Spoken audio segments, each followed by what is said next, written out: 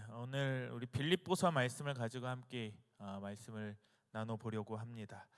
여러분들에게도 각자 여러분에게 소중한 사람들이 있을 겁니다. 그 소중한 사람들이 왜 소중한지는 여러분 나름대로의 의미가 아마 있을 것 같습니다. 그래서 우리 부모님들 당연히 이 땅에 우리를 보내주시고 키워주시고 나의 부모가 되기에 여러분들에게 굉장히 소중한 사람이기도 하고, 또 누구는 우리 교회 공동체에, 우리 엎드린 공동체의 형제 자매를 소중히 여기는 우리 청년들도 있을 겁니다. 우리가 인생을 살아가면서 무엇보다도 진심으로 우리의 마음을 나누고, 또 우리의 나눈 마음을 진심으로 공감해주고 위로해주고, 또 의지할 수 있는 사람들을 만날 때 우리가 큰 기쁨을 느낍니다. 흔히 밖에서 우리가 상처를 많이 받고 교회를 찾았는데 교회 안에서 여러분들을 챙겨주는 순장님, 여러분 마음을 공감해주는 순장님들, 공감해주는 형제 자매님들을 만나면 여러분들이 교회 안에서 아마 큰 기쁨을 누리지 않을까, 느끼지 않을까 생각이 듭니다. 오늘 본문을 우리가 빌립보서의 말씀을 읽었는데요. 이 빌립보서가 이제 사도 바울이라는 사도가 쓴 책이 빌립보서이죠. 네, 사도 바울에게도 그런 사람들이 있었다라는 거죠. 뭐냐면 전심으로 마음을 나누고 그로 인해서 큰 기쁨을 누리게 한 사람들이 있었다는 거죠. 그 사람들이 바로 오늘 편지를 받게 되는 이 빌립보 교회의 성도들이 바울에게는 그런 큰 기쁨이 되는 사람들이었다라는 거죠. 바울에게 빌립보 교회는 여러분 단순한 공동체를 넘어선 그 이상의 존재였습니다. 그래서 오늘 본문의 1절에 있어서 그 빌립보 교회 성도들을 바울이 표현할 때 뭐라고 표현하냐면 나의 기쁨이요 나의 면류관이라고 빌립보 교회 성도들을 향해 부르짖고 표현합니다. 큰 기쁨과 사랑에 대한 애정의 표현이 담겨져 있는 구절이기도 하죠. 그런데 바울에게 이토록 소중하고 너무나 기쁨이 되는 빌립보 교회 성도인데 좋지 않은 소식이 빌립보 교회에서 들려왔어요. 그러니까 바로 빌립보 교회 성도들 사이에 갈등이 일어났다라는 안 좋은 소식인 거죠. 유오디아와 순두계, 글레멘드라는 이 사람들이 언급되는데 성경을 보니까 이 사람들이 누구냐면 함께 이 빌립보 교회를 세우고 이 빌립보 지역에 복음을 전할 때 바울과 같이 목숨을 걸고 복음을 위해 헌신했고 함께했던 동역자들이었던 거죠. 너무나 소중한 존재들이었어요. 그러나 이제 이 세 사람과 언급되지 않는 여러 사람들이 교회 안에 분쟁을 일으키고 갈등을 일으키게 되는 거죠. 서로를 위해 기도하고 목숨을 걸고 함께 복음을 전했던 자들이었는데 이제는 갈등의 상대가 된 거죠. 이러한 상황 속에서 바울은 이 빌립보 교회 성도들에게 편지하고 있는 거예요. 그래서 그들에게 뭐라고 명령하냐면 주 안에서 기뻐하라 라고 말하죠. 4절 말씀에 주 안에서 기뻐하라. 내가 다시 말하노니 그런 갈등 상황 가운데서도 어려운 상황 가운데서도 너희는 기뻐해야 한다라고 말을 합니다. 여러분 이것은 단순한 바울의 권면이자 단순한 권유가 아니라 명령인 거예요. 무조건적으로 너희가 해야 하는 명령, 신앙의 핵심이자 필수적인 태도인 거죠. 우리에게도 갈등이 생기고 우리에게 어려움이 생기고 우리에게 힘든 순간이 찾아올 때 동일한 말씀이 우리에게 주어지는 거예요. 그 명령은 권유가 아니라 그 말씀은 권유가 아니라 하나님의 명령이라는 거예요. 어려운 순간에 갈등의 순간에 주 안에서 기뻐하라라는 말을 우리는 기억해야 해요. 여러분 어떻게 갈등 속에서 기뻐할 수 있겠습니까? 오늘 본문을 통해 그 의미를 함께 배우고 삶으로 우리가 실천을 하기를 기대합니다. 먼저 사도 바울은 이런 갈등 속에 있는 성도들에게 편지하고 있는 내용 중에 첫 번째는 바로 주 안에서 굳게 서라라고 말하고 있어요. 1절에서 바울은 빌립보 성도들에게 이렇게 요청합니다. 우리 1절 말씀을 같이 한번 읽어보겠습니다. 준비가 안 됐을까요? 1절입니다. 제가 봉독해 드리겠습니다. 그러므로 나의 사랑하고 사모하는 형제들, 나의 기쁨이요 면류관인 사랑하는 자들아, 이와 같이 주 안에 서라라고 말합니다. 주 안에서 굳게 서라라고 말합니다. 보통 여러분 갈등이 생긴 사람들을 대할 때 우리는 어떤 모습으로 대하는지 아세요? 서로 책망하거나 회유하려 해요. 서로 갈등이 일어났다라는 것은 서로의 생각이 다름이 드러난 거죠.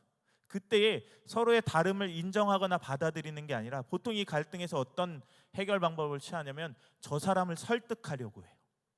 저 사람을 회유시키려고 해요. 틀린 건 없어요. 다를 뿐이에요. 근데 저 사람도 마찬가지예요.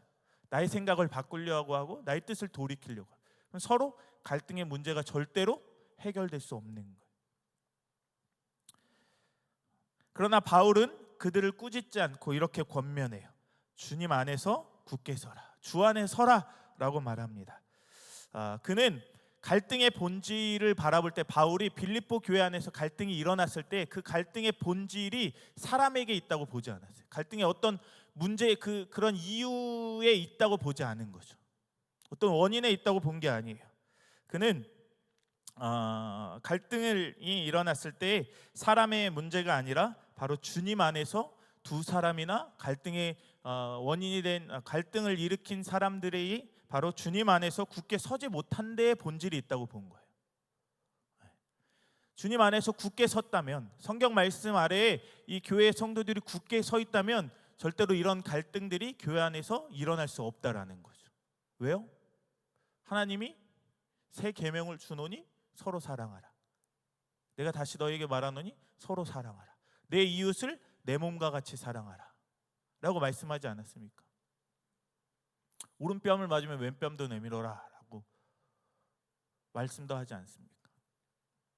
이처럼 서로 간에 정말 말씀 위에 주님 안에서 굳게 서 있다면 교회 안에서는 갈등이 일어날 수 없지만, 갈등이 일어났다라는 것은 어떠한 그 이유는 바로 우리가 또는 갈등을 일으킨 사람들이 예수님 안에서, 하나님 안에서, 말씀 안에서 굳게 서지 못하는 데 있다라고 바울은 이야기한 겁니다. 사람을 보지 말고 상황에 매이지 말고 예수님을 바라보라라는 거예요. 우리가 예수님 안에 서 있을 때 상황에 흔들리지 않고 하나됨을 이룰 수 있다라는 거죠.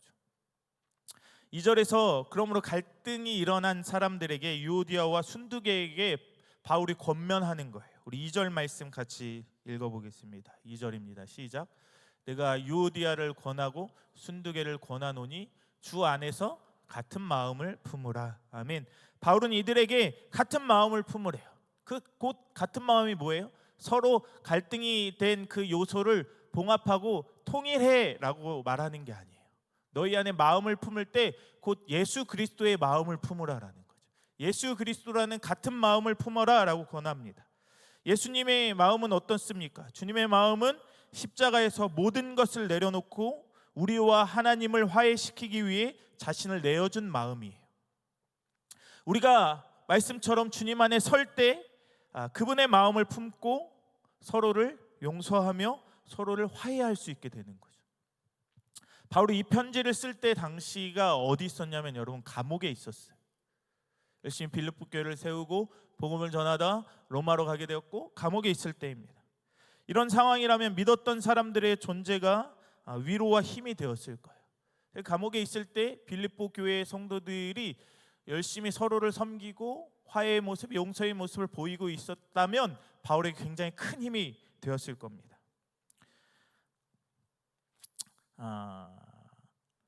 위기 속에 뭉친다라는 말처럼 빌립보 교회는 바울에게 든든한 동역자여야 했습니다. 그러나 실제로 그 상황은 정반대의 상황이었죠. 바울은 그런 상황 속에서도 인간적인 서운함보다는 기쁨을 선포하고자 했습니다. 어려움 가운데 실망이 찾아오지만 그럼에도 바울은 기뻐하고자 노력했던 사람입니다. 어떻게 그렇게 할 수 있었을까요? 5절에 그 이유가 등장합니다. 우리 5절 말씀 굉장히 중요한 말씀인데 같이 읽겠습니다. 시작. 바울 간용을 모든 사람에게 알게 하라. 주께서 가까우시리라. 아멘. 바울은 바로 예수님이 우리 가까이에 계심을 믿었기 때문에 기뻐할 수 있다라고 말합니다. 예수님이 우리와 함께 계신다라는 사실이 진정한 기쁨의 근원이 되는 거죠. 돈이 우리의 기쁨의 근원이 아니라, 여러분이 가지고 싶었던 것을 가졌을 때 기쁨이 되는 것이 아니라 바로 기쁨의 근원은 예수님, 기쁨의 원천은 예수님이라는 거죠. 여러분의 구원자가 되기 때문이죠. 이보다 더 큰 기쁨이 어디 있겠습니까? 그래서 예수님이 가까이 있기에 내 상황이 감옥에 있을지라도, 너희가 서로 싸우고 또 갈등을 일으킬지라도 기뻐할 수 있는 이유가 여기 있다라고 말합니다.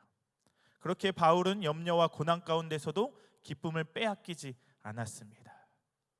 그리고 그는 그의 마음이 어떤 마음인지를 표현하는 거죠. 6절과 7절 말씀 같이 한번 읽겠습니다. 시작. 아무것도 염려하지 말고 다만 모든 일에 기도와 간구로 너희 구할 것을 감사함으로 하나님께 아뢰라. 그리하면 모든 지각에 뛰어난 하나님의 평강이 그리스도 예수 안에서 너희 마음과 생각을 지키시리라. 아멘. 여러분, 염려는 우리의 마음을 혼란스럽게 만들고 생각을 어지럽게 만듭니다. 그러나 기도는 염려를 하나님께 맡기는 행위다라고 바울은 이야기합니다. 바울은 감사하는 마음으로 우리 빌립보 성도들에게 기도하라라고 말합니다. 여러분, 감사는 흔히 우리가 상황이 너무나 행복하고 또 좋은 일이 생길 때 하는 것으로만 착각을 할 때가 많죠. 대부분 여러분들이 하나님 앞에 감사헌금을 할 때는 어떠한 좋은 일들이 생겨서 아마 감사헌금을 하는 청년들이 많이 있을 겁니다. 그러나 감사는 여전히 상황이 힘들고 여전히 어렵더라도 하나님의 일하실 것을 믿고 미리 감사하는 것이 진정한 감사입니다. 그렇게 기도할 때 하나님은 평안을 주시고 우리 마음을 지켜주신다라고 바울은 빌립보 성도들에게 편지하고 있는 겁니다. 바울이 감옥에서도 평강을 누릴 수 있었던 이유는 바로 염려 대신에 기도를 선택했기 때문입니다. 여러분, 말씀을 정리합니다. 바울은 끝으로 이 모든 것을 실천하라라고 강조합니다. 9절 말씀 같이 읽겠습니다. 시작. 너희는 내게 배우고 받고 듣고 본 바를 행하라. 그리하면 평강의 하나님이 너희와 함께 계시니라. 아멘. 여러분, 늘 우리는 아는 것으로 끝나서는 안 된다라는 거죠. 늘 말씀을 읽고 말씀을 깨달은 것으로 끝나서는 안 된다라는 거죠.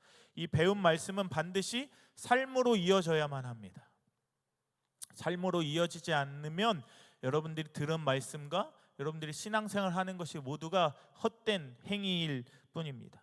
바울은 감옥에 갇힌 상황에서도 자신의 삶으로 빌립보 성도들에게 메시지를 전했습니다. 그는 말씀을 실천했기에 감사와 기쁨을 누릴 수 있었고 상황과 문제를 이겨내며 하나님이 주시는 평안과 은혜를 누릴 수 있음을 이야기합니다. 이러한 말씀을 삶으로 가장 여러분 완벽하게 실천하신 분이 바로 예수 그리스도예요. 예수님은 십자가의 고난과 이 땅에 오시는 그 성육신의 여정 속에서 모든 말씀에 순종하셨어요. 단 하나도, 단 한순간도 하나님 말씀에 불순종한 적이 없으신 거예요. 다시 말해 예수님은 말씀을 삶으로 실천하신 분이다라는 거죠. 그렇기에 예수님 안에는 참된 소망과 기쁨이 있다라는 거죠. 바울 역시 주님 안에서 굳건히 서 있었기에 감옥 안에서도 기뻐할 수 있었던 거죠. 마찬가지로 빌립보 교회가 주님 안에 서서 같은 마음을 품는다면 하나 되어 기쁨이 넘치는 공동체가 될 수 있다라는 거죠. 그래서 바울은 우리 아까 5절을 읽었지만 빌립보 성도들에게 이야기를 하는 거죠. 너희 관용을 모든 사람에게 알게 하라. 너희의 그 예수님처럼 용서하는 마음을 모든 사람에게 알게 하라라고 권면합니다. 그리할 때에 우리가 갈등 속에서 갈등의 문제를 봉합하고 서로를 존중하고 예수님과 같이 여러분을 용납하고 받아들이게 되고 그 공동체 안에는 기쁨이 가득하게 되는 것입니다. 우리의 삶 또한 그리스도 안에서 한 마음을 품을 때 감사와 기쁨이 가득한 삶으로 이어지는 거죠. 그래서 우리가 엎드린 공동체 안에 더 이상 이런 갈등이 존재하지 않았으면 좋겠어요. 서로 이제 제가 오기 전이나 오고 나서 여러분들 안에서 어떤 갈등이 있어서 어떤 청년들은 교회를 떠나고 어떤 청년들은 교회에 남았고 또 그 옛날 이야기를 가지고 어른들은 또 이야기를 하는 거죠. 네. 누구 때문에 누가 교회를 나갔다. 누구 때문에 교회를 옮겼다. 그때마다 저희 목사님한테 얘기해요. 목사님 누구 때문에는 없는 것 같습니다. 이야기를 잘 듣지 못했지만 어느 쌍방에 어느 서로 문제가 있지 않았을까 싶습니다 라고 말합니다. 우리가 주 안에 굳건히 서서 더 이상 우리가 영혼을 잃어버리는 잘못된 선택을 하지 않기를 소망합니다. 청년부가 오늘 바울이 권면한 것처럼 우리가 주 안에서 그 마음을 굳건히 하여 서로 기쁨으로 청년 공동체 생활을 하고 서로 잘못한 것이 있더라도 예수님의 마음으로 그들을 용납하고 용서할 수 있는 우리 엎드린 공동체가 되기를 다시 한 번 더 주의 이름으로 축복합니다.